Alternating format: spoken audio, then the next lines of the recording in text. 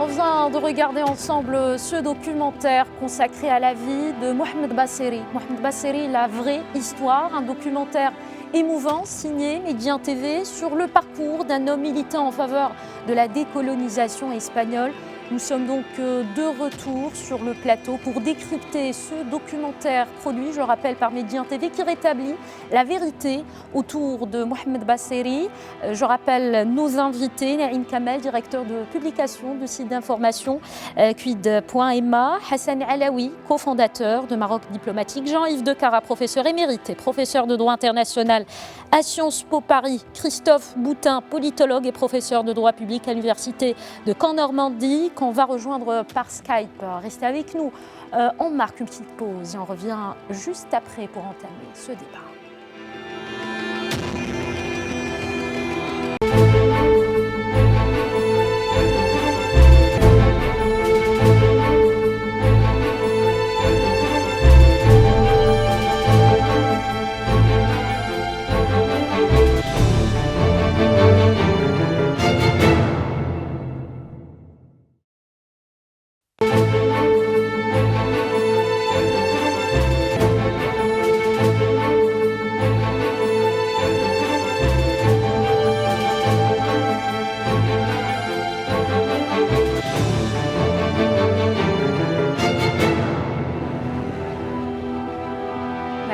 De retour sur le plateau, merci d'être avec nous. Donc nous sommes en direct avec Naïm Kamel, directeur de publication du site d'information Quid.ma, conjoint par satellite Hassan Alaoui, cofondateur de Maroc Diplomatique, Jean-Yves Decara, professeur émérite et professeur de droit international à Sciences Po Paris, Christophe Boutin, politologue et professeur de droit public à l'université de Caen-Normandie. Merci messieurs d'être avec nous. Et on commence avec Naïm Kamel. Vous avez suivi le documentaire 50 ans après la disparition de Mohamed Basseri. Beaucoup de questions restent sans réponse, mais il y a aussi cette vague de désinformation qui est déclenchée depuis des années déjà.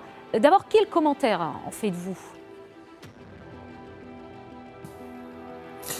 Écoutez, j'aimerais d'abord, parce que ce que vous dites justement, cette campagne de désinformation qui dure depuis des années, et c'est là où j'aimerais quand même saluer ce documentaire de qualité qui constitue une certaine réappropriation d'un patrimoine militant qui s'est fait au Maroc. On l'a vu pendant le documentaire, ça a été dit au milieu que au moment où l'Espagne, quand elle a découvert les Bokra et les phosphates, elle a essayé d'annexer définitivement à l'Espagne les provinces du Sahara marocain pour en faire une province espagnole. Et le Maroc avait fortement réagi au plan diplomatique et ça a été un succès puisque les Nations Unies avaient spécifier clairement que ce territoire n'était pas espagnol et qu'il était à décoloniser. C'est-à-dire que sur le plan diplomatique, sur le plan international, c'est historique, c'est un fait qui est établi. C'est le Maroc qui a introduit le dossier au niveau des instances internationales et qui a obtenu gain de cause. Maintenant, c'est vrai que le Polisario est un peu un orphelin de l'histoire, parce qu'il s'est coupé de la réelle histoire et du prolongement de cette histoire de lutte, je vous le dirai, qui a commencé bien avant Basseri également. Il ne faut jamais oublier l'opération Écouvillon de 1958 où l'armée de libération marocaine avait mis en échec l'armée espagnole et comme ça s'est produit auparavant au Rif, elle a dû appeler au secours l'armée française qui avait intérêt à ce que cette armée de libération marocaine ne progresse pas parce qu'il voulait protéger et l'Algérie qui était encore une colonie et la Mauritanie encore occupée par la France. Donc ce prolongement, de ce documentaire justement qu'on vient de regarder ensemble, justement, qu'est-ce que vous retenez de ce qui a été dit ? Justement. Oui, justement, je retiens qu'en étant orphelin de cette histoire, c'est-à-dire de laquelle il s'est coupé. C'est en quelque sorte une forme de parricide qu'a fait le Polisario. Il a voulu récupérer, et c'est ça ce qu'on retient essentiellement, la mémoire d'un homme, d'un militant, qui va être très imprégné du panarabisme nassériste de l'époque, qui était en vogue. Il n'était pas le seul sous le charme de Jamal Abdel Nasser. Il y avait pratiquement le monde arabe entier qui était sous le charme jusqu'à la défaite de 1967 où le nasserisme s'est avéré un fiasco. Bon, mais ça c'est une histoire. Donc, c'est un militant qui est dans la continuité de la lutte de libération qui s'est faite, je le répète, par étapes, par vagues successives, allant de le Maroc partie française, le Maroc partie espagnole, Tarfaya, Ifni, puis ensuite, en 1976, les provinces de Oued Dahab et de Dakhla récupérées grâce effectivement à la majorité. Donc, cette vague de désinformation, aujourd'hui, il faudrait la démystifier et revenir un peu à la naissance. Et je ne sais pas si j'aurai le temps de le dire tout de suite ou peut-être que vous allez revenir me voir tout à l'heure pour ça. Mais ce qui a été dit, c'est que l'histoire de la création d'un État sahraoui dans les provinces sahariennes n'existait même pas. Et Nordine Bellali, qui est l'un des membres fondateurs du Polisario, qui est revenu de ces chimères, l'a dit, il a rappelé, la notion de l'indépendance n'était pas inscrite à l'ordre du jour. Alors, il y a un document très important à mon sens, qui est une revue marocaine des années 70, une revue de l'extrême gauche, qui s'appelait Elfes. En français, c'était Souffle. Et dans ce document, il y a un article de Mustafa El Wali, qui a été le dirigeant premier dirigeant du Polisario et qui a été tué, et avec un grand point d'interrogation sur sa mort, dans une attaque à Nouakchott. Et donc, Mustafa El Wali, si vous permettez, rappeler, et là on est en décembre 72, janvier, c'était un double numéro qui a été publié par Marayana, un site d'études et d'analyse. C'est un document de 72 et janvier 73. Alors, qu'est-ce qu'il dit? Je vais le dire rapidement en arabe. Oui, très rapidement, Naïm Kamal, pour qu'on puisse poursuivre ce débat. Écoutez, si vous voulez qu'on poursuive, je reviendrai, peut-être qu'on aura le temps, je pourrai revenir. Ce que je voudrais dire, que ce document atteste que même El Wali, le fondateur, qui est considéré comme le fondateur principal du Polisario, ne pensait pas à un État ou à la marocanité. Et il s'attachait Exactement. Donc, on l'a vu dans le documentaire, un ex-membre du Polisario l'a souligné aussi. Exactement, Naïm Kamal. Merci. Je m'adresse à... Nordine Bellali, oui. Tout à fait. Je m'adresse à Jean-Yves Decara. Professeur, selon vous, quel agenda l'usurpation de la mémoire de Mohamed Basseri sert-elle aujourd'hui? Je n'ai pas bien compris votre question, je crois. Je vous disais, professeur, selon vous, l'usurpation de la mémoire de ce militant marocain, Mohamed Basseri, de cet homme nationaliste, elle sert quel agenda, selon vous? Je pense que c'est toujours le même agenda de la part du Front Polisario, qui consiste perpétuellement à manipuler les informations et qui cherche à se présenter comme un mouvement de libération nationale, ce qu'il n'est pas. Je crois qu'il y a longtemps qu'il a perdu ce statut et qu'il s'agit de milices de caractère terroriste.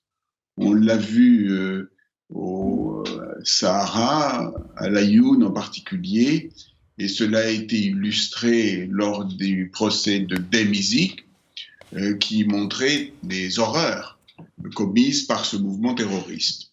Donc je crois qu'il n'y a là qu'une volonté de se légitimer, sans doute inspirée par l'État qui soutient ce mouvement et qui est l'Algérie, mais qui n'a aucun fondement historique. C'est le retour à une histoire ancienne qui a été celle de la restitution du Sahara à son État souverain d'origine, c'est-à-dire le Maroc, ou autrefois l'Empire chérifien, que le voisin algérien n'a jamais accepté. Par conséquent, je crois que cela s'inscrit dans la tradition de manipulation de ce mouvement qui n'est pas un vrai mouvement de libération nationale. D'accord. Dans le même sens, professeur Christophe Boutin, cette fois-ci, je rappelle que vous êtes politologue. Le documentaire qu'on vient de regarder a restitué les faits. Un militant politique, mais aussi un intellectuel avec 3 licences à 28 ans seulement, qui a été récupéré par le Polisario comme étant un séparatiste, alors que l'homme était un fervent défenseur de la marocanité du Sahara. Le 17 juin 1970 exactement, Basseri a été arrêté en même temps qu'un groupe d'autres résistants et conduit à la prison de Laayoune dans le sud du Maroc. Est-ce que le Polisario cherche aujourd'hui justement, à travers ce profil attrayant et convaincant, à la fois la légitimité qu'il a toujours peiné à avoir? Et je le crois effectivement, et il est évident qu'il fait là une erreur de fond. Le documentaire que vous avez présenté montre très bien les sources intellectuelles auxquelles puise Basseri. D'une part, un traditionnalisme culturel, et d'autre part, le panarabisme que soulignait à très juste titre tout à l'heure Naïm Kamal. Ces deux éléments font de lui un décolonisateur, fondamentalement un décolonisateur. Et d'ailleurs, on le voit bien lorsqu'il revient au Maroc. Il vient d'abord à Casablanca et il se tourne ensuite vers les provinces du Sud pour aller y militer, au moment où l'Espagne tente d'intégrer véritablement les provinces du Sud marocain pour en faire une province espagnole. Donc c'est bien un décolonisateur, c'est ce mouvement qui a traversé à ce moment-là l'Afrique, le Moyen-Orient et le monde arabe, bien évidemment, parmi d'autres, avec la grande figure de Nasser. Ça a été parfaitement souligné, je crois, dans votre documentaire. Il a inspiré, qui a d'ailleurs inspiré justement Mohamed Basseri lors de son passage justement en Égypte, au Caire, où il a étudié à l'université Al-Azhar. Oui, absolument. On l'a dit, en Égypte, mais aussi il est allé en Syrie, il est allé au Liban, il est allé partout où la nation arabe se retrouvait, cherchait à lutter, cherchait à se rassembler. Et je crois que cette ferveur qu'il a ramenée avec lui au Maroc, une ferveur qui, bien évidemment, devait le conduire à lutter contre le dernier occupant, qui était l'occupant espagnol. Hassan Alaoui, je m'adresse à vous maintenant. Notre documentaire, vous l'avez regardé, a montré une lettre envoyée par Mohamed Basseri à son frère Mustafa Basseri pendant son séjour au Caire. Toujours une lettre dans laquelle il parlait de son attachement à son pays. Il a parlé, je cite, de mère patrie.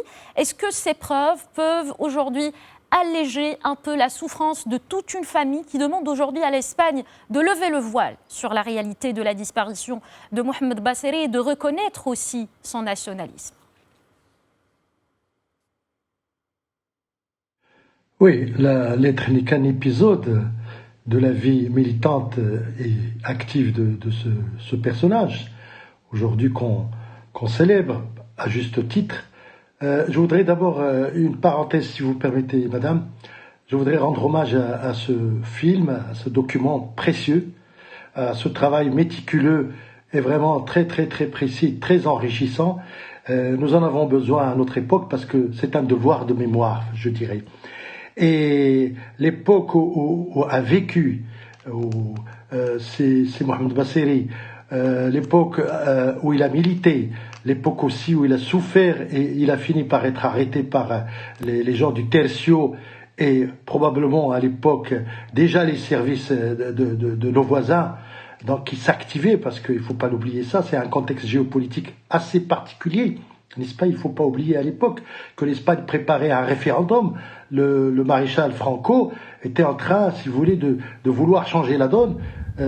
Pourquoi? Parce qu'il y avait la découverte évidemment des phosphates, puis il y avait aussi, si vous voulez, un projet supra-frontalier, donc économique avec l'Algérie, qui consistait à isoler le Maroc, à exploiter les richesses et préparer aussi, si vous voulez, l'arrivée d'une entité fantoche qui est donc le Polisario, et donc le Polisario qui était, il faut le dire, qui n'était pas du tout légitime, mais qui existait, si vous voulez, dans les bagages des services algériens. Ça, il faudrait absolument le dire tout de suite, parce que c'est ça, d'emblée, c'est le contexte géopolitique de l'époque.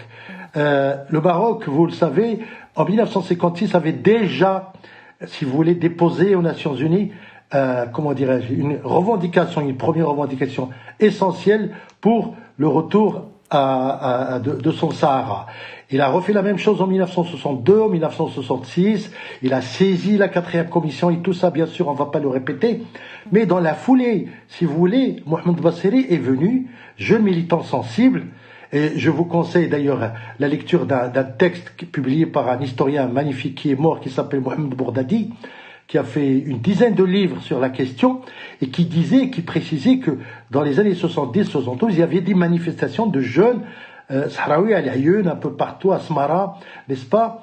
Mais ces jeunes, tous, avaient d'emblée annoncé, si vous voulez, pardonnez-moi, la couleur, c'est-à-dire leur attachement au Maroc. Et ils militaient, ils revendiquaient le retour du Sahara à la mère patrie. Donc la confusion était levée. Bien sûr, Mohamed Basseri, auquel on rend hommage aujourd'hui, ait épousé une ou deux doctrines à la fois. Bien sûr, le nasserisme qui était à l'époque en vogue et aussi, si vous voulez, le panarabisme qui lui servait de cadre. Tout ça, c'est bien. Mais l'essentiel, c'est que l'homme était attaché au combat, un combat intime dans ses idées. Et la lettre à son frère témoigne justement de cette intimité avec le contexte. Et c'est ça qu'il faut souligner. Je crois que la dimension géopolitique de l'époque, il ne faut pas la négliger. Parfait, donc ces événements sont intervenus dans un contexte géopolitique particulier. Merci de l'avoir précisé, Hassan Alaoui. D'un point de vue juridique maintenant, professeur Jean-Yves de Cara, vous êtes professeur de droit international. Nous avons vu que la famille de Mohamed Basseri a mandaté 2 avocats qui parlent de nombreuses zones d'ombre et qui disent que ceux qui se réclament de son héritage ne leur ont donné aucune information fiable et utile. Qu'en pensez-vous ? Quels seraient déjà les recours les plus efficaces à votre avis dans ce contexte ? Dans ce contexte, les recours les plus efficaces sont, malheureusement, il faut le dire, exclusivement des recours de droit interne. C'est-à-dire qu'il faudrait s'adresser au juge pour rétablir la vérité, et en particulier sur l'autorité des documents qui ont été présentés. Mais je crois que c'est la seule opération procédurale sur le plan juridique qui peut être conduite. Ensuite, le reste appartient à l'histoire, si j'ose dire. Mais ça n'est pas un cas très facile à défendre parce que, au fond, cela revient à demander au juge de trancher une question d'histoire. Il est difficile de voir du point de vue juridique quels sont les intérêts en cause, de les identifier et qui seraient ici essentiellement la mémoire de la personne disparue. Et les juges sont toujours réservés, réticents, dès lors qu'ils n'ont pas d'intérêt matériel sur lesquels ils pourraient se prononcer, à intervenir dans un dossier qui peut leur apparaître de nature historique. Il y a de la désinformation, on vient de le voir, de la part du Polisario sur plusieurs dossiers d'ailleurs, dont celui de Mohamed Basseri. Mais il y a aussi la situation des droits de l'homme qui est toujours d'actualité. Que peut-on dire justement des droits de l'homme dans les camps de Tindouf, Christophe Boutin ? Alors, on peut d'abord rappeler premièrement qu'on aimerait beaucoup connaître, que l'ONU aimerait beaucoup connaître le nombre de personnes qui sont dans les camps. Le recensement a été demandé à de multiples reprises et n'a toujours absolument pas été fait. C'est le premier point. Le deuxième point, c'est que nous contrevenons avec les camps de Tindouf à la doctrine du Haut Commissariat aux réfugiés. En effet, lorsqu'il y a des réfugiés, c'est le Haut Commissariat aux réfugiés qui doit organiser les camps, qui doit les coordonner, qui doit les contrôler, qui doit les surveiller. Or là, le contrôle des camps a été confié sous la supervision de l'État dans lequel ils sont placés, c'est-à-dire la supervision de l'Algérie, a été confié à une milice armée, ce qui contrevient totalement au fonctionnement du HCR. Mon collègue El Wali avait largement étudié la question. On a donc un problème ici, on a un problème de sécurité. Je vous rappelle qu'on a déjà eu des Occidentaux qui ont été pris en otage, enlevés dans certains des camps de Tindouf. Il y a, on le sait, des trafics, c'est assez logique. Je veux dire, on a une jeunesse qui est ici sans aucun but, qui donc est prête à toutes les aventures. Les aventures dans la région, on le connaît, elles ont deux noms, les trafics et le terrorisme. À chaque fois qu'on parle des droits de l'homme, dans le même sens, professeur, dans les camps de Tindouf, la question du recensement de la population s'impose, vous l'avez si bien dit. On note que le nombre des habitants des camps est estimé aujourd'hui à quelques 90 000 contre 200 000 en 1991. Plusieurs voix s'élèvent au niveau international, dont le HCR, pour que ce recensement soit réalisé. La question a été évoquée lors des débats, le dernier en date en tout cas, de la 71e session du comité exécutif du programme du HCR en octobre dernier à Genève. Mais l'Algérie fait la sourde oreille. Pourquoi, selon vous, Naïm Kamal ? Je crois que la réponse est dans votre question déjà. Il s'agit d'abord de continuer à gonfler dans la perspective d'un référendum qui ne viendra pas. Il ne faut pas rêver, le Conseil de sécurité de l'ONU a plié le dossier, de gonfler la population de manière à ce qu'elle puisse la manipuler. Ensuite, il y a évidemment les aides internationales aux réfugiés, et qui c'est de l'autorité publique, et ça ne date pas d'aujourd'hui. Depuis que l'organisation, je crois, les Libertés, je ne me rappelle plus exactement son titre, de Madame Danielle Mitterrand, qui était une fervente supportrice du Polisario, et qui a dû se rendre compte à l'évidence, quand elle a dévoilé, qu'il y avait des détournements et que tout ce qui était destiné aux populations séquestrées à Tindouf n'allait pas à ces populations et qu'ils étaient recyclés, soit dans le commerce algérien, soit ailleurs, soit dans le Sahel, soit pour des opérations crapuleuses, pour financer des opérations crapuleuses dans la région et contribuer à sa déstabilisation.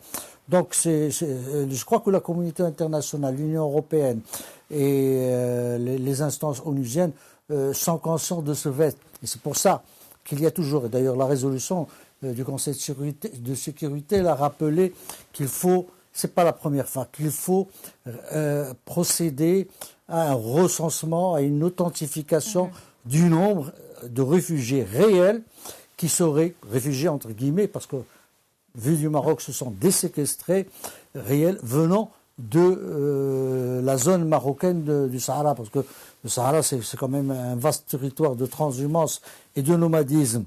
Et à chaque fois, depuis des années, Alger continue à faire la sourde oreille à toutes les demandes de l'ONU ou du Haut Commissariat des réfugiés pour ne pas réaliser ce référendum qui dévoilerait et mettrait à nu toutes les manigances qu'elle mène. Si vous permettez, j'aimerais juste préciser pour la disparition qui a été évoquée tout à l'heure de C. Mohamed Basseri, parce qu'il ne faut pas rêver, il a été assassiné.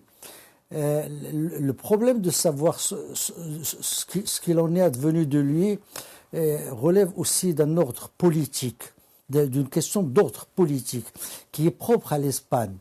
Quand Franco est décédé et qu'il y a eu la transition démocratique, qu'il y a eu la Constitution, qu'il y a eu l'arrivée des PSOE, l'Espagne a fermé la page Franco. Il n'a pas ouvert la page du passé de Franco. Il ne l'a pas examiné et jusqu'à ce jour, ça reste un problème espagnol qui fait toujours polémique, qui fait controverse, qui fait débat. Et jusqu'à aujourd'hui, on ne veut pas ouvrir ce dossier.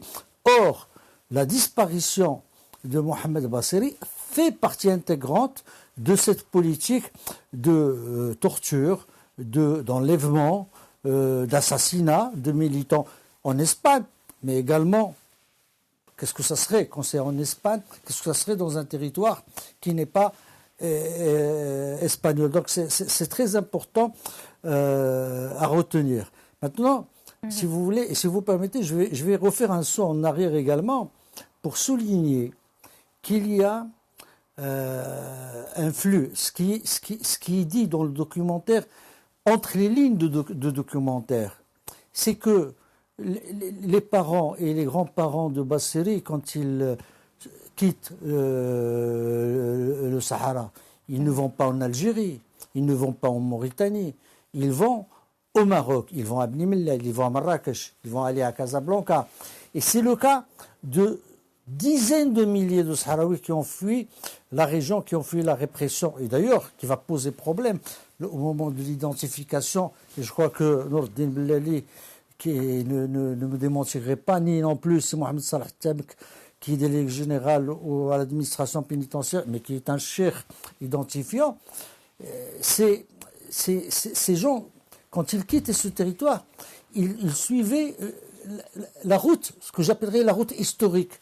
La route qui mène toujours vers le Maroc. El Wali, il a été à Tantane, il a été à Marrakech, il a été à Rabat. Ses études universitaires. Donc, tout ce flot du Polisario, l'encadrement surtout, qui se trouvait dans le parcours historique et à travers le lien historique, parce que quand on quitte le Sahara, c'est pour aller vers la capitale. Et la capitale, c'était Marrakech, c'était Rabat, c'était Fès. Le Maroc. Merci Naïm Kamal.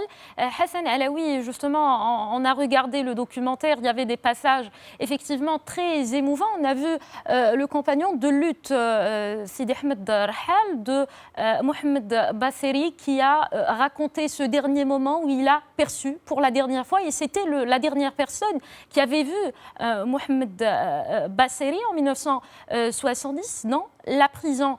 D'ailleurs, parlez-nous un peu de cette manipulation de ce cas, un cas donc particulier qui suscite aujourd'hui autant de débats. Quel apprentissage peut-on faire de ce cas, et surtout pourquoi le Polisario donc a essayé de récupérer Mohamed Bassiri pour gagner en légitimité? Oui, avec votre permission, je voudrais quand même compléter tout à l'heure le petit débat sur le recensement. Comme mes confrères l'ont expliqué, Alger a toujours refusé, si vous voulez, les missions de recensement du HCR. Pourquoi? Ce n'est pas tout simplement parce que elle craint, parce que Alger craint, elle craint évidemment, parce qu'il y a toute une entourloupette autour de cette affaire.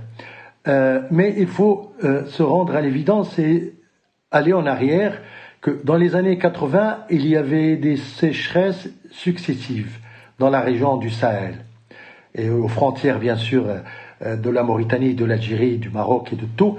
Et j'allais dire, la particularité de cette époque, c'est que il y avait une transhumance énorme, collective, des gens qui partaient du Niger, de la Mauritanie, du Nigeria, qui venaient de loin même, et qui se baladaient en quête d'un point d'eau.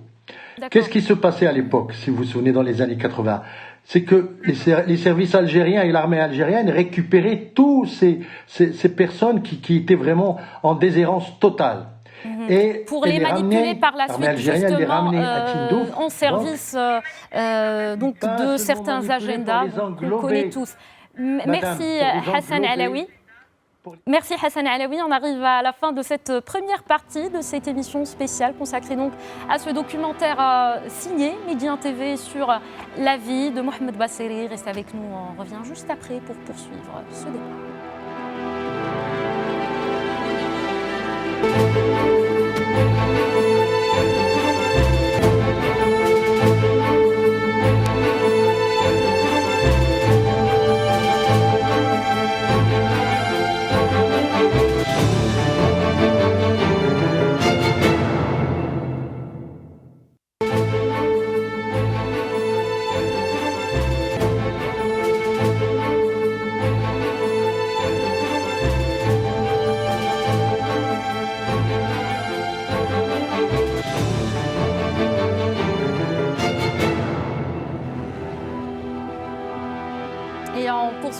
Cette émission consacrée à la vie de Mohamed Bassiri et surtout au documentaire que Médien TV lui a consacré.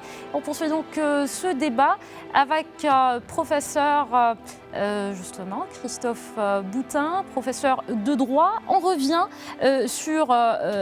puisqu'on était en train de parler juste avant la pause des droits de l'homme, on se souvient récemment dans le contexte de l'intervention marocaine au niveau du passage frontalier de Guerguerat pour rétablir la libre circulation entre le Maroc et la Mauritanie. On se souvient de ces vidéos, on a vu le recrutement des enfants par le Polisario, une grave violation des lois internationales, n'est-ce pas, professeur ?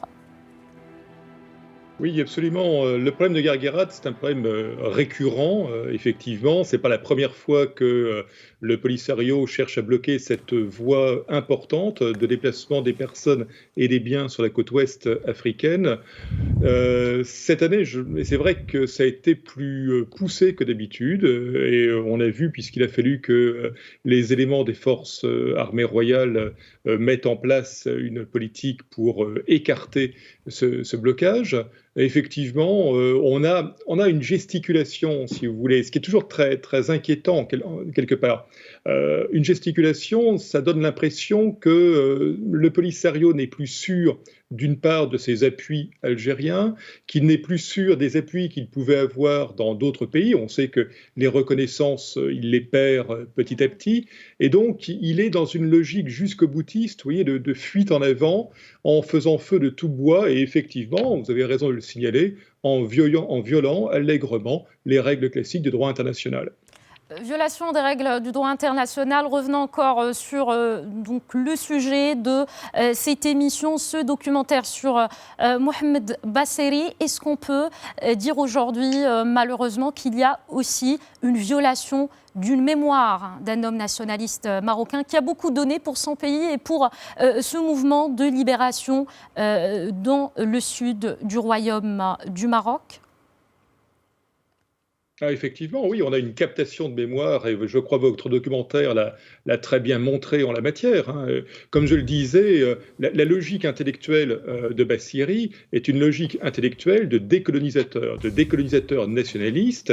Et comme l'a dit un intervenant tout à l'heure de manière très juste, la famille de Basseri et les gens qui ont fui à une époque à cause du colonisateur espagnol, qui ont fui les régions du sud du Sahara marocain, sont partis naturellement vers le Maroc, vers ce qui était leur patrie. Et donc on voit bien qu'ici, nous sommes dans une logique de décolonisation marocaine, nationale, et absolument pas dans cette logique dans laquelle le Front Polisario cherche à nous faire croire qu'il était. Jean-Yves de Cara, votre avis, qu'est-ce qui peut freiner ces exactions ? Ce qui est arrivé avec Mohamed Basseri, avec d'autres personnes, certainement, et pour tout ce qui est des violations du droit international aujourd'hui dans les camps de Tindouf, par exemple. Dans les camps de Tindouf, c'est très difficile d'imaginer une quelconque action internationale, puisque ces camps sont situés sur les territoires algériens. En revanche, lorsque vous évoquez les incidents qui peuvent se produire dans la zone tampon, il est certain qu'il revient au Maroc, qui exerce sa souveraineté ce faisant, de rétablir l'ordre. Et c'est ce qu'il a fait au niveau du passage de Guerguerat, justement, donc l'intervention pacifique des forces armées royales pour rétablir l'ordre et rétablir la libre circulation des biens et des personnes entre le Maroc et la Mauritanie, n'est-ce pas ?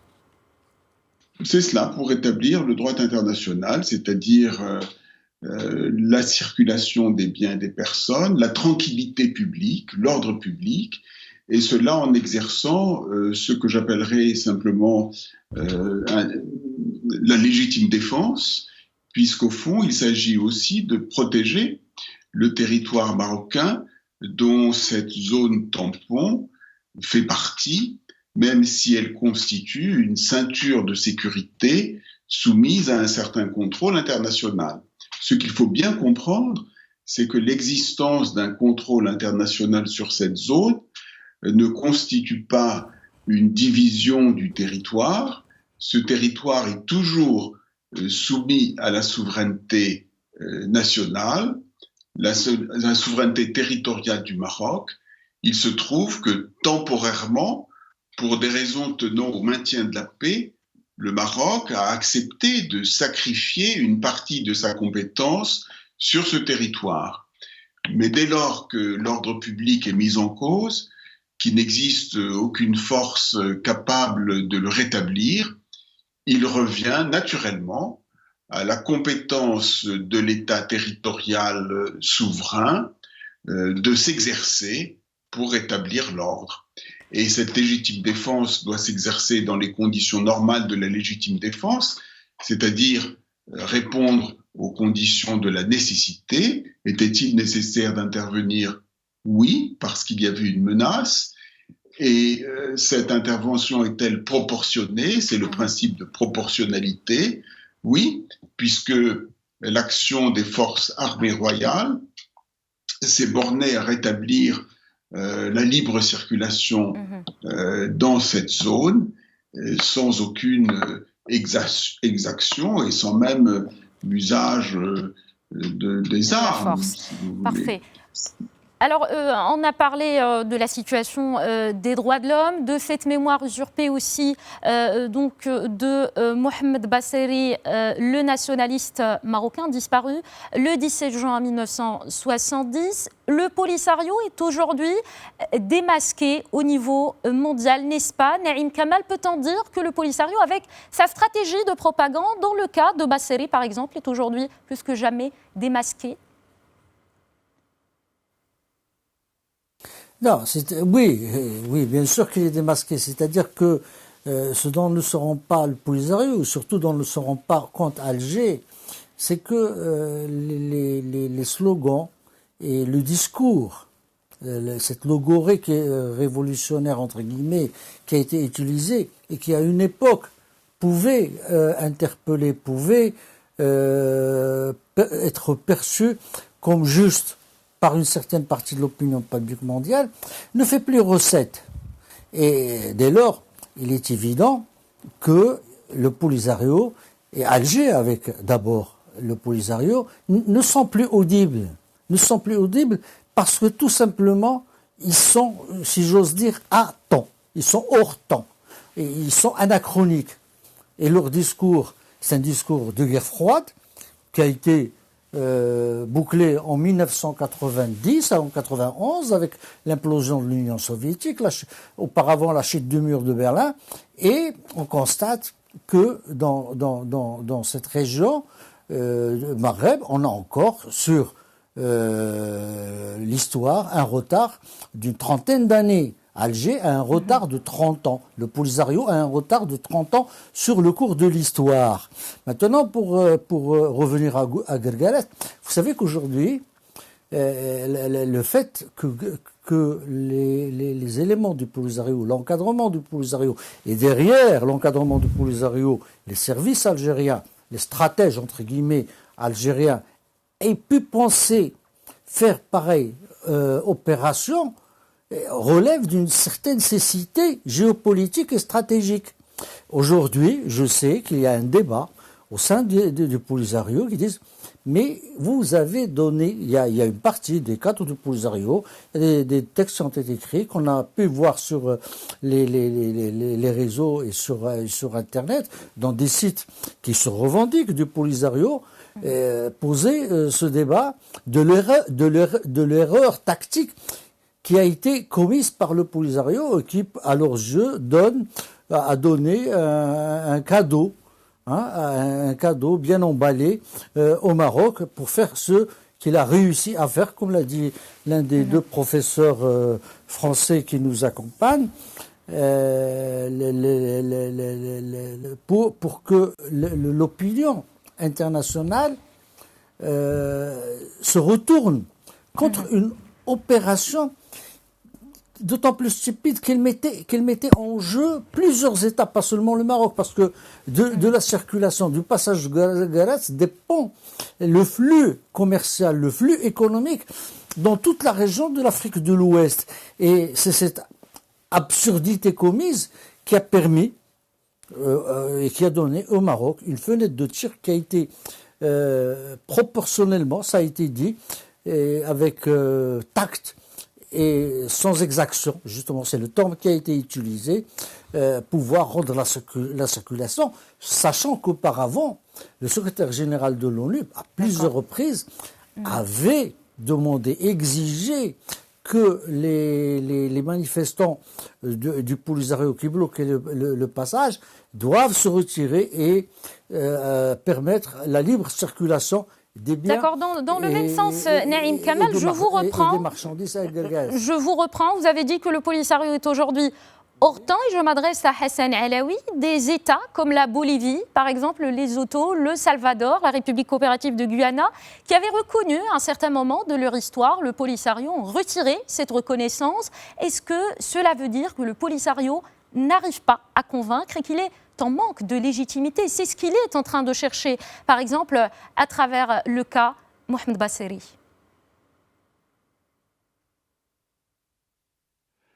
Écoutez, la légitimité du Polisario, elle est finie depuis belle lurette. C'est pas d'aujourd'hui qu'elle date. Mais aujourd'hui, il y a un contexte international et régional qui favorise une prise de conscience de plus en plus aiguë.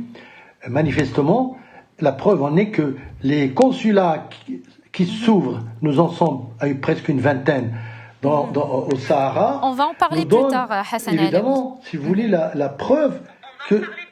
Oui, mais je termine. Alors, vous me laissez terminer ou bien à chaque fois vous me dites qu'est-ce que vous voulez que je vous dise? Moi, c'est ça. Le Polisario n'a aucune légitimité maintenant. La vision royale a prévalu et prévaut encore aujourd'hui parce que nous avons été au-devant des événements. Le plan de paix de 2007, si vous voulez, le plan de règlement, toutes les résolutions en manifestent. Le Polisario n'existe pas. Il existe des petites, comment dirais-je, des petites imageries dans une mémoire évanescente de l'opinion internationale. Aujourd'hui, il y a une politique, c'est effectivement l'ONU qui s'occupe du dossier, n'est-ce pas? Et la levée de bouclier qui a suivi la reconnaissance par les États-Unis, si vous voulez, du Sahara, et la levée des boucliers au niveau de Christopher Ross, cette vieille ganache, ou l'autre qui s'appelle James Baker, qui a voulu partager le Sahara en 2004. Tout ça, ça vous donne l'idée qu'il n'y a plus désormais aucune légitimité, qu'il ne faut même pas en parler. C'est fini. Il faut maintenant passer à l'avant. Et l'histoire de Guelguerat nous donne une idée de ce que peut être une zone tampon, mais une zone très très importante, significative. Parce que c'est, si vous voulez, c'est les racines du Maroc en Afrique. C'est aussi un passage important, significatif, parce que c'est une voie commerciale énorme, si vous voulez, et c'est aussi un modèle qui est en train d'être construit, je dis, grâce à la vision royale, dans cette région qui s'appelle Oued Dahab et Dakhla et tout. Et c'est ça le plus important aujourd'hui dont il faut parler. Le Polisario n'a aucune prise maintenant. Il y a un mur de défense qui a été dressé dans les années 80. Il a été renforcé. L'intervention des phares, ça nous a donné l'exemple de la volonté, de la détermination du Maroc de ne plus, si vous voulez, laisser se construire une espèce d'encerclement du Maroc. Voilà le problème. Pardonnez-moi. Professeur Jean-Yves de Cara, est-ce qu'on peut dire qu'il s'agit d'une prise de conscience dont parlait tout à l'heure Hassan Alaoui, de la crédibilité de la proposition marocaine d'autonomie des provinces du Sud dans le cadre de la souveraineté marocaine?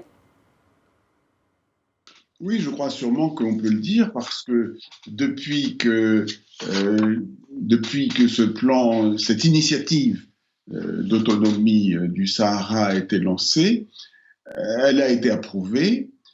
Les résolutions des Nations Unies y font référence régulièrement comme une initiative encourageante.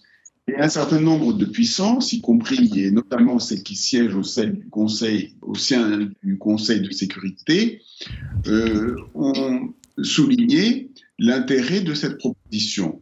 Je vous rappelle à cet égard que lorsque Madame Clinton était secrétaire d'État secrétaire d'État aux États-Unis, ce devait être en 2016, elle a souligné que ce plan allait permettre aux Sahraouis de gérer leurs propres affaires par eux-mêmes, sans qu'il y ait pour autant nécessité de recourir aux illusions d'un État croupion ou d'une indépendance qui de toute façon est déjà acquise, puisque c'est l'indépendance du Maroc. Et il y a à cet égard, je crois, une illustration de ce qu'on peut appeler la politique étrangère bipartisane, puisque aussi bien du côté des républicains que des démocrates, vous avez une approbation de cette initiative marocaine parmi d'autres puissances. Et donc, encore une fois, la légitimité est reconnue par le Conseil de sécurité. Parlons maintenant du contexte actuel dans le Sahara marocain. Justement, le dossier du Sahara entame une nouvelle page de son histoire avec la reconnaissance des États-Unis de la pleine souveraineté du Maroc sur son Sahara. Le journal espagnol El País a titré « Le plus grand revers du Polisario depuis le cessez-le-feu décrété en 1991 ».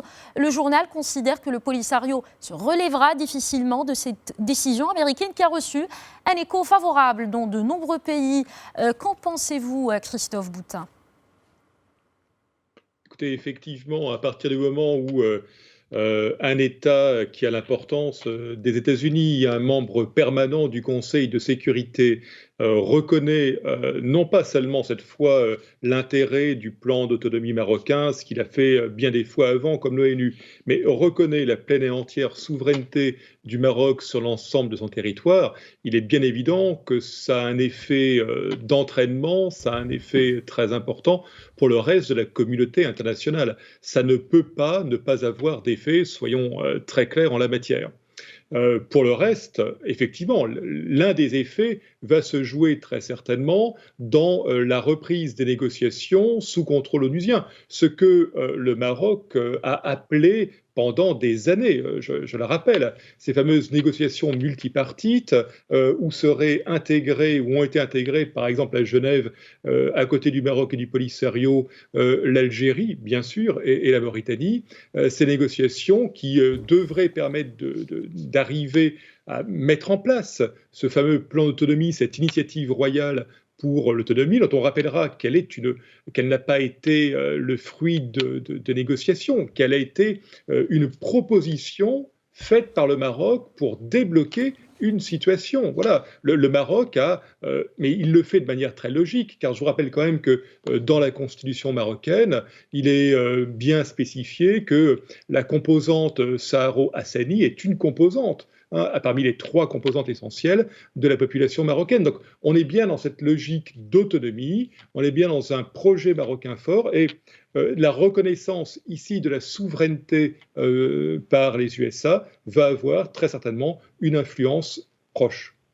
D'accord. Le Conseil de sécurité de l'ONU prévoit de discuter la question du Sahara. Ça va être le 21 décembre courant, suite à la décision du président américain Donald Trump de reconnaître la pleine souveraineté du Maroc sur son Sahara. Concrètement, que doit-on discuter ? Certains disent que la décision américaine ne changerait pas la position de l'ONU. Qu'en pensez-vous, Naïm Kamal ? Écoutez, vous savez, le Maroc, quand il a pris acte avec beaucoup de satisfaction de la reconnaissance de la pleine souveraineté du Maroc sur son Sahara, il a en même temps réitéré son engagement au sein de l'ONU, avec l'ONU, pour trouver ce que le Conseil de sécurité préconise depuis pas mal d'années, depuis au moins 5 ou 6 ans, une solution de compromis, une solution pragmatique, une solution réaliste, une solution faisable. C'est ce que disent les résolutions du Conseil de sécurité. Et le Maroc a persisté. Il n'a pas dit, bon, maintenant que les États-Unis, la première puissance du monde, membre du Conseil de sécurité, la nation indispensable, comme l'appelait Madeleine Albright, et de mon côté, je vais monter sur mes chevaux et Non, il a continué à s'inscrire dans une démarche très constructive, très pacifique, et pas plus tard qu'avant-hier, hier, je crois, le ministre des Affaires étrangères marocain, Nasser Bourita, sur une radio privée, je crois c'est Med Radio, a fait une déclaration qui a son poids, qui a son importance, qui est significative, où il a dit qu'il garde la main tendue à l'Algérie, qu'il réitère l'appel du roi Mohamed VI à l'Algérie de venir à la table des discussions, même pas des négociations, la table de la concertation, pour qu'on puisse trouver une solution. Vous savez, et vous connaissez l'historique, le Maroc a fait un pas. Il n'a pas campé sur ses positions de toujours la marocanité et l'intégration du Sahara au Maroc sans autre forme de discussion. Il a fait un pas en proposant un plan d'autonomie. De l'autre côté, on n'a pas bougé de ces lignes. Et tout le problème, on continue, réside là. Donc, ça ne dérange nullement le Maroc que le Conseil de sécurité, bien au contraire, continue. Le Maroc maintient son plan d'autonomie, maintient sa main tendue, parce qu'il pense que si on veut construire une zone, une sphère d'entente vertueuse, qui serait bénéfique pour tout le monde, économiquement, culturellement, il faudrait se maintenir là. Donc, la position de l'ONU, ça ne m'étonne pas. C'est pas parce que un certain nombre d'États, à une certaine époque, avaient reconnu cette république de Kokane qui s'appelle la RASD, que pour autant la position de l'ONU a changé. Donc il faut garder le cap de la concertation, de la négociation, et pourquoi pas un retour aux tables rondes, ça ne dérangerait pas le Maroc. Et puisque Naïm Kamal, vous avez parlé du Polisario, le Polisario qui est en train d'usurper cette mémoire de Mohamed Basseri aujourd'hui, très rapidement, qu'est-ce que vous avez retenu de ce documentaire, un documentaire émouvant qu'a présenté aujourd'hui et qu'a produit Média TV pour ses téléspectateurs sur la mémoire et sur la vie d'un homme militant et d'un nationaliste?